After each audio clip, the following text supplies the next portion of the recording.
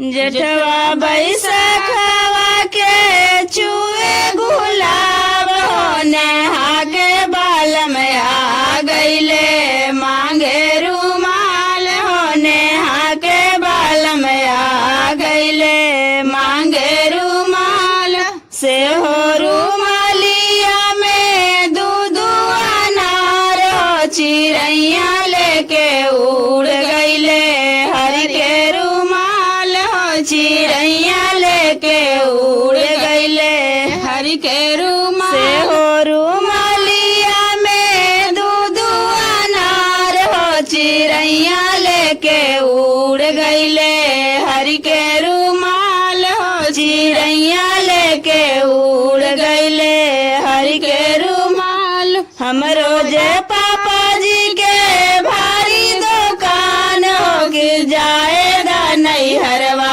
बाला मिलाए में रुमाल हो जाएगा नैहरवा बाला मिलाए में रुमाल।